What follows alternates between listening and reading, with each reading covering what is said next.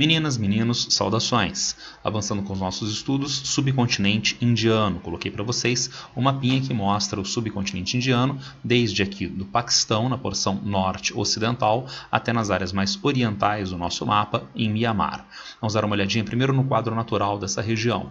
Clima monsônico domina esta área. Clima monsônico marcado por uma sazonalidade de ventos oriundos do norte durante o inverno, do Oceano Índico do Sul durante o verão. Durante o inverno, as altas pressões estão nas áreas continentais, os ventos se originam nessas áreas continentais em direção ao subcontinente indiano.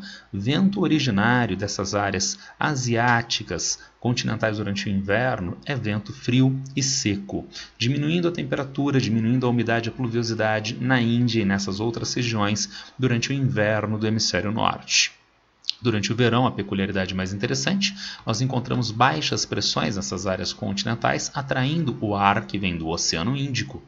Ar do Oceano Índico durante o verão é um ar carregado de umidade em um período de altas temperaturas, fazendo com que haja temperatura elevada, pluviosidade bastante acentuada nestas regiões. Trata-se de um clima então marcado por uma sazonalidade das condições de temperatura, umidade e pluviosidade, marcado pela sazonalidade, causado pela sazonalidade da variação de pressão e temperatura entre o continente e o oceano, entre a Ásia e o Oceano Índico.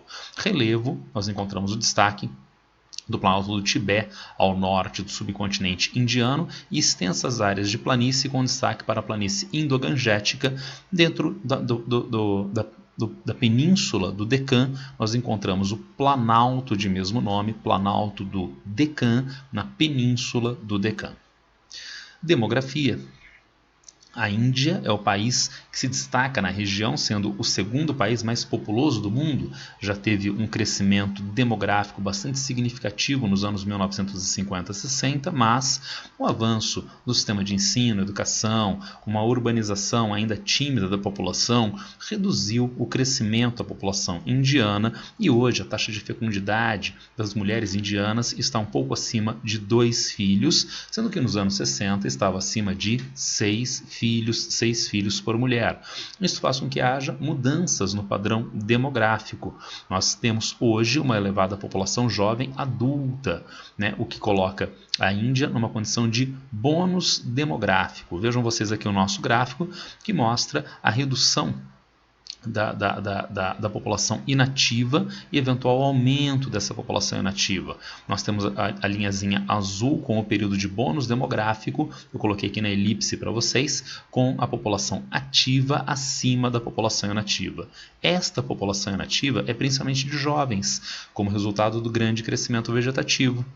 Então, com a redução do crescimento vegetativo, esses jovens tornam-se adultos e sem maior quantidade de jovens na sociedade, ingressando no período de bônus demográfico com a população economicamente ativa mais destacada. Entretanto, as boas condições de vida, as boas condições médico-sanitárias fazem com que a expectativa de vida se torne cada vez mais alta e, eventualmente, a população idosa é cada vez maior, aumentando novamente a população inativa, agora idosa, comparativamente à população adulta, a população economicamente ativa. Por enquanto, entretanto, e nas próximas décadas, nós vamos ter a Índia dentro do bônus demográfico.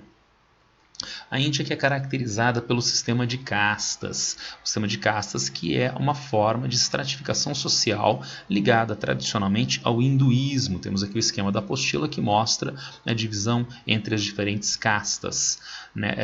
Estas castas estão ligadas à noção de reencarnação. E, portanto, elas são definidas a partir de dogmas inerentes ao hinduísmo. Essas castas não definem exatamente uma condição de renda, mas uma posição mais ou menos privilegiada na sociedade, com destaque para a casta dos sacerdotes, seguida pela casta dos guerreiros, depois dos comerciantes e assim por diante, até nós chegarmos aos párias, os grupos que são marginalizados nesta estrutura de castas.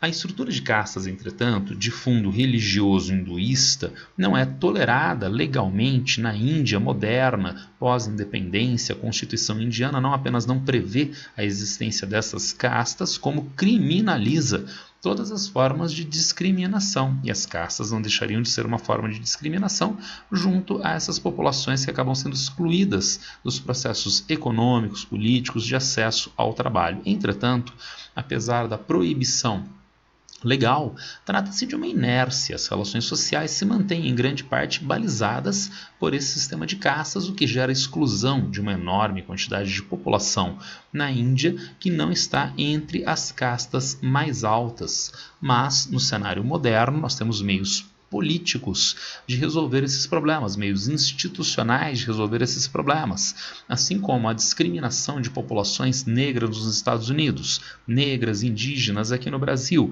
e que são contempladas com políticas afirmativas, com políticas de cotas, da mesma forma, políticas afirmativas, políticas cotistas para as classes menos favorecidas, para os não hinduístas na estrutura social indiana, tudo bem? Avançando agora pela economia da Índia, desde os anos 1940 a 1980, e portanto com a Índia independente, a Índia que nós conhecemos na atualidade, avança um processo autônomo de industrialização. Um processo que é típico no mundo pobre na segunda metade do século XX, com forte intervencionismo estatal. O Estado, então, é um instrumento necessário e, inclusive, impulsionador do processo de industrialização em países que têm essa industrialização tardia, como é o caso do Brasil, da Argentina, como é o caso da Índia, como é o caso da Coreia do Sul e os demais tigres asiáticos, aonde o Estado vai atuar na infraestrutura de produção, na extração mineral, na produção de energia, no sistema de transporte, no sistema de comunicação, no sistema financeiro e assim por diante, regulando a atividade econômica e inclusive com altos investimentos sociais atenuadores das contradições que são geradas, dos problemas de concentração de renda que são gerados pelo avanço da atividade econômica capitalista. Entretanto, este ideal de intervencionismo estatal que é um ideal, lembrem-se, keynesiano, perde força em escala mundial na década de 1990 e na Índia também. Na Índia dos anos 1990 vem uma abertura econômica cada vez maior, porém, vejam, abertura, liberalização controlada. Ela não é ideológica, isto é, a iniciativa privada seria boa por si e o Estado ruim por si. Quanto mais cedo nós transferíssemos a economia para a iniciativa privada, seria melhor. Não, isso é uma ideologia, sem sustentação diante da realidade. A ideia é aonde a iniciativa privada pode atuar mais eficientemente, aonde é necessário o Estado continuar atuando diretamente ou regulando a atividade econômica. E a resposta a essa pergunta é permanência do Estado em setores estratégicos da economia da sociedade indiana, sistema financeiro, extração mineral, combustíveis e na educação.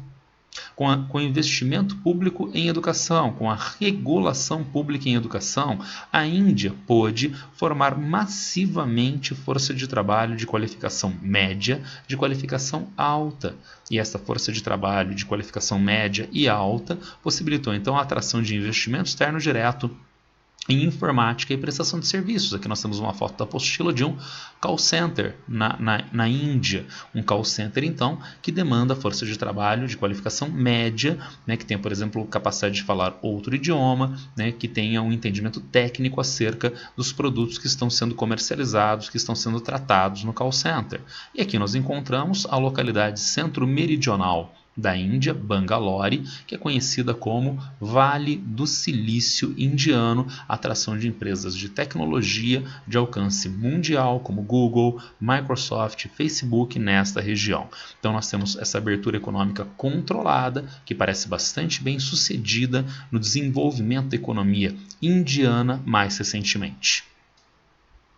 Tensões geopolíticas. Tem uma área principal de tensão geopolítica na Índia, não só na Índia, China e Paquistão, que é esta região. A região se chama Caxemira, é uma área de litígio, uma área sob disputas da Índia, do Paquistão e da China, sendo que esta região tem maioria de população muçulmana, como acontece nesta região do mundo que tende à Ásia Central, ao Oriente Médio, à Ásia Ocidental. E é uma região muito importante no Planalto do Tibete, uma região alta, onde há nascentes de rios, além da sua posição, especificamente a posição, né, bastante privilegiada, né, de contato com a Índia, com a China, com o Paquistão e nestas áreas da Ásia Central. Tendo em vista esses fatores de importância, a demanda por esses países, Índia, Paquistão, China, de aumento do controle político-territorial sobre essas regiões, inclusive do Paquistão. O Paquistão alega direitos sobre estas áreas pela similaridade histórico-cultural inerente às suas populações e às populações majoritárias dessa região. O Paquistão tem maioria de população islâmica na sua população, assim como na região da Caxemira, não importa se indiana, paquistanesa ou chinesa. Esta é a demanda que o Paquistão alega, né? É a forma dele veicular, dele discursar a demanda, né, no cenário mundial, mas ela carrega necessidades palpáveis, estratégicas. O Paquistão é dominado por climas áridos e semiáridos, mas há o rio Indo, que tem nascentes nesta região da Caxemira, e nós sabemos que quem tem o controle primeiro das águas, o controle do alto curso do rio, tem um primeiro uso dessas águas e pode indispor água para o restante do curso, criando, portanto, uma vulnerabilidade de segurança do Paquistão frente à Índia. Também a China demanda controle dessas regiões, pelo mesmo motivo da água, dependência das nascentes de água da região. Temos, não especificamente na Caxemira, mas no Planalto do Tibete, nascentes dos importantes rios, as bacias hidrográficas tão importantes para transporte, para irrigação e principalmente para a produção de energia na China na atualidade. Consequentemente, a crescente ocupação e exploração econômica chinesa em toda esta região do Tibete e, portanto, as cercanias também da Caxemira. E, finalmente, a Índia. A Índia que aumenta as tensões junto ao Paquistão, junto à China na atualidade, tendo em vista o fortalecimento do nacionalismo hinduísta no governo indiano na atualidade, do primeiro-ministro Modi, que faz com que haja uma bandeira nacionalista simbólica que faz com que as negociações práticas acerca dessa região tornem-se dificultadas com os demais interlocutores, o Paquistão e a China. É dentro desse contexto que nós tivemos este ano agora de 2020 o episódio de tensões com mortes entre soldados chineses e indianos nesta região da Caxemira, processo que ainda está em aberto e quem sabe pode ser resolvido ou pelo menos ter algum encaminhamento nas próximas conferências multilaterais, como a reunião do G20 agora no final de 2020. Avançando agora por uma outra área de tensão em um outro país da região, que é Mianmar, onde existe a minoria Rohingya. Vamos dar uma olhada então nesses problemas. Aqui está Mianmar, vejam, nós estávamos nos concentrando na Índia até agora, não é? E aqui país vizinho da Índia, Mianmar. Mianmar que tem maioria budista e diferentes outros grupos religiosos, né? Então a maioria da população é de budistas. Vamos achar os Rohingyas aqui no nosso esquema. Rohingyas não aparecem. Na verdade, nós temos Islã, muçulmanos, 4%. A etnia Rohingya é de maioria muçulmana. E os muçulmanos em Mianmar ocupam 4% do total da população. Mianmar é um país que tem ausência de democracia prática e dificuldade de acomodação dos diferentes grupos na estrutura de poder, os Rohingyas inclusive. Na medida em que os Rohingyas, para o governo de Mianmar, nem são considerados nativos do país. Eles são considerados migrantes ilegais. Há, entretanto, uma dificuldade de sustentar essa argumentação. Os Rohingyas habitam essas regiões de Mianmar há tempos imemoriais. São sucessivas gerações de Rohingyas que habitam essa região. E, portanto, é difícil sustentar a ideia de que pessoas que nascem há gerações nesse país que hoje se chama Mianmar não serem nativos do país. O país que é marcado também pela produção e processamento de comércio mundial de drogas. Papoula, que é processada em heroína para comércio internacional de drogas. A semelhança do que nós tínhamos na Colômbia, por exemplo, dos anos 1990, porém com uma peculiaridade.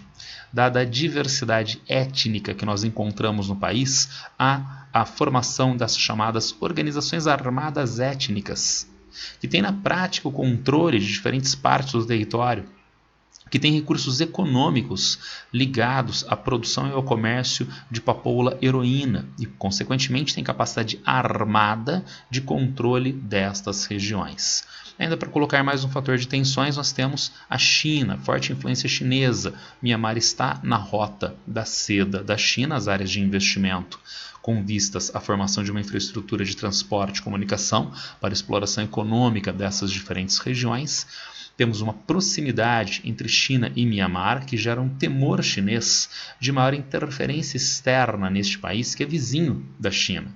Interferência, por exemplo, de potências ocidentais num país que faz fronteira com a China. E além disto, Myanmar, dada a sua, na prática, desorganização política e incapacidade de controle de partes do território, funciona como uma área de trânsito econômico, frequentemente ilícito, com autoridades, com empresários chineses. Me permitam mais um comparativo histórico-geográfico, sempre eles são de qualidade questionável, né? Eles precisam ser lidos de uma maneira crítica. Nós poderíamos comparar, nesse caso, Myanmar com Cuba, da década de 1930 a 1940, tá? Que era uma área de atuação de playground de ricaços americanos com seus cassinos, com seus prostíbulos.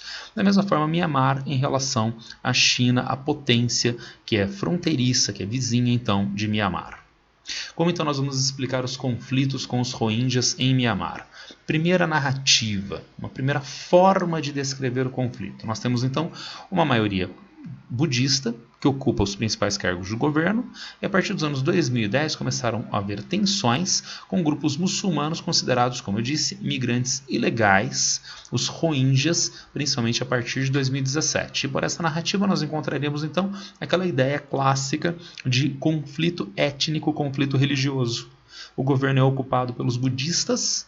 Os Rohingyas são de maioria islâmica, a diferença cultural religiosa seria a causadora destas tensões violentas entre o governo e as populações Rohingyas. Sempre o argumento religioso étnico é de baixa qualidade. É uma explicação simplista, superficial, imediata e que não resiste à crítica. Por exemplo, vejam uma pergunta: mas por que eles não brigavam antes? São considerados migrantes ilegais, mas como eu falei para vocês, os Rohingyas habitam esta região há incontáveis gerações. Nós só tivemos um aumento das tensões entre Rohingyas e o governo de Myanmar agora nos anos 2000 e 2010. Apesar de problemas pontuais anteriores, uma forma sistemática de ação do governo em limpeza étnica na região só a partir de 2010, os anos 2010. Então por que não antes? A primeira resposta é porque esta narrativa é simplista e está errada. Não é um conflito religioso, não é um conflito étnico. É um conflito de que ordem? Vamos buscar então a história de Myanmar recente, alguns aspectos, em alguns recortes. Anos 1960, tratava-se de um país socialista em forte isolamento mesmo dentro do bloco socialista. Mas, nos anos 1990, vem a abertura econômica com a atração de investimento externo direto. Um país tão pobre como o Myanmar pode atrair investimento externo direto em que setores? Ora, setor primário da economia, daí a extração de madeira, a extração mineral e de combustíveis, principalmente gás natural, um dos principais produtos de exportação de Myanmar. Só que o investimento nestes setores ligados à natureza, setores primários, demandam uma área significativa. E aí sim, sendo o governo de maioria budista, será que são as regiões nas quais há maior ocorrência de budistas é que vai ser viabilizado esse investimento externo direto? Ou será que nas regiões de ocupação dos camponeses Rohingya, que tornam-se então expulsos das áreas pelas forças militares de Myanmar com vistas a viabilizar o investimento externo direto nessas áreas? Portanto, não é um conflito religioso, não é um conflito étnico, é uma nova forma de ocupar, de explorar o território entre as necessidades do investidor externo direto e o governo de Myanmar, aí sim de maioria budista, excluindo as populações Rohingya que não participam dessa estrutura de poder. Tudo bem? Mas Finalmente, a ONU vai buscar atuar em 2018 e conseguiu supostamente mediar um acordo com o governo de Mianmar em relação à limpeza étnica Rohingya. Vejamos o que diz a agência de notícias francesa, a agência F. Segundo o Acnur, o PNUD e o governo assinaram no dia 6 de junho um memorando de entendimento que estabelece a cooperação para a criação de condições para a repatriação voluntária, segura, digna e sustentável de refugiados Rohingya a seus lugares de origem ou a algum de sua escolha. Como a agência F colocou isso entre aspas, faz parte deste memorando, viabilizado pela Organização das Nações Unidas, tá certo? Agora, vejam, tem alguns aspectos nesse memorando que são interessantes de serem averiguados. Primeiro, aonde está a minha narrativa 2 neste memorando? Não aparece. Se não aparece a narrativa 2, se nós temos omissão das causas econômicas e territoriais, aquela narrativa 1 ganha força. Aquela explicação tosca, superficial, contraditória, ganha força de que seria um conflito étnico-religioso. Mas assentamento fora das áreas de investimento. Vejam no trecho entre aspas. Assentamento dos Rohingyas a seus lugares de origem ou a algum lugar de sua escolha. Isso não tem o menor sentido. Você mora numa cidade no Brasil, mas o governo brasileiro, segundo interesses estrangeiros, expulsa você dessa cidade, da cidade de São Paulo, da cidade de Belo Horizonte. Mas depois a ONU consegue um acordo com o governo brasileiro e você pode ser reassentado em Belo Horizonte, em São Paulo, onde você morava? Não, né? No Macapá. Não, numa cidade do interior do Amazonas. Meu Deus, mas você não é nativo do Amazonas, você é nativo de São Paulo, de Minas Gerais, tá certo? E por que então uma bizarrice como esta? Porque cria-se uma realidade de fato, qual seja, as áreas de investimento externo direto, que foram objeto da limpeza étnica, não são áreas passíveis de realocação dos Rohingyas. Então cria-se uma realidade de fato de expulsão dos Rohingyas das suas áreas nativas propriamente. Mas tem um problema ainda maior, porque esse é um acordo de 2018 e nós estamos em 2020. E até agora os Rohingyas que foram expulsos de Mianmar não voltaram. De onde eu pergunto, diante disto e disto, dá para ficar pior? Sempre dá. Campos de refugiados Rohingyas em Bangladesh, que é um país vizinho muito pobre. Os campos de refugiados geram um custo muito alto que Bangladesh não tem condições de arcar, além de danos ambientais em extensas áreas de desmatamento e de outros problemas sanitários, inclusive com agora a difusão da Covid-19 nesses campos. Finalizando, nós temos os campos de refugiados em Mianmar, em Bangladesh, país vizinho de Mianmar. Mas nós vimos no primeiro slide dos Rohingyas.